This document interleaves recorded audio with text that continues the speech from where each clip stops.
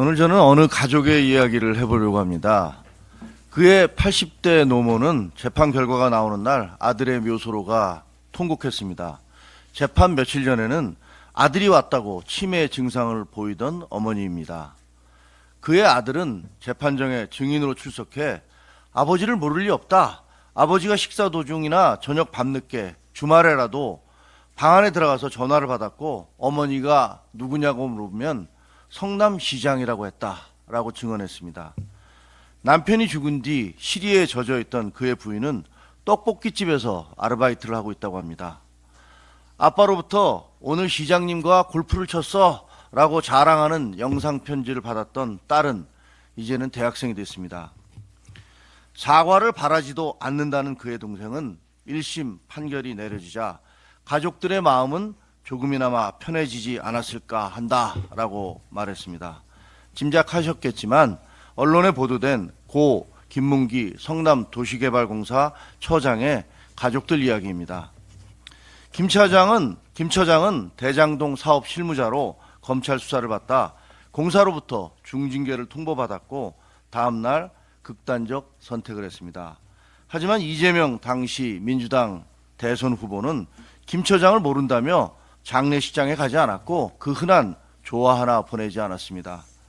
발인 당일 김 처장의 가족들은 재명 씨와 혜경 씨의 크리스마스 캐럴이라는 제목으로 공개된 산타 옷을 입고 춤추는 이 후보 부부의 영상을 보면서 눈물을 흘렸다고 합니다.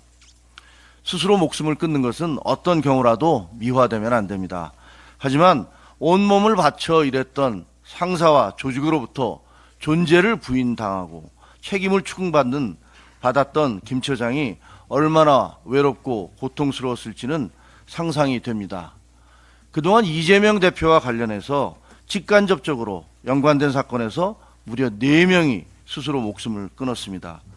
이 대표의 경기지사 시절 초대 비서실장을 지낸 전 형수 씨는 유서로 추정되는 글에서 정치를 내려놓으셔야 한다. 더 이상의 희생을 막아야 한다라고까지 적어놓았습니다. 당시 전 씨 유족들이 이 대표의 조문을 거부하는 일까지 있었습니다. 저는 평생 기자로 살아왔고 정치가 비정하다는 것을 잘 알고 있지만 특정 정치인과 관련된 사람들이 이렇게 연쇄적으로 목숨을 끊는 미스테리한 경우를 한 번도 보지 못했습니다. 아마도 이재명 대표는 지금까지 그래왔듯 그게 나랑 무슨 상관이냐라고 주장할 것입니다. 인간은 망각의 동물입니다. 이 대표 형수에 대한 끔찍한 욕설도 친형을 강제로 정신병원에 보냈다는 논란도 여배우와의 스캔들 의혹도 느닷없이 숨진 사람들에 대한 이야기도 모두 시간이 지나면 잊혀버릴지도 모릅니다.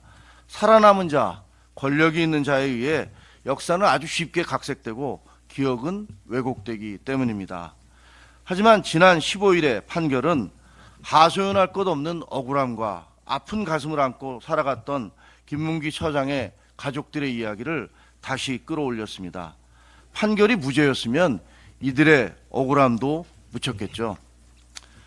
이재명 대표는 대장동, 백현동 아파트 비리, 대북 불법 송금, 법인카드 불법 사용, 위증교사 등 자신에 대해 제기된 모든 의혹을 부인하고 있습니다. 게다가 민주당은 허위사실 공표죄를 삭제하고 선거법 처벌 규정도 개정하려고 하고 있습니다. 정치가 그리고 사법부의 판결이 사회 경제적 약자들의 입을 틀어막고 한이 쌓이게 하는 것이 아니라 이들의 억울함과 원한을 풀어주는 세상이 와야 한다고 믿습니다. 이상입니다.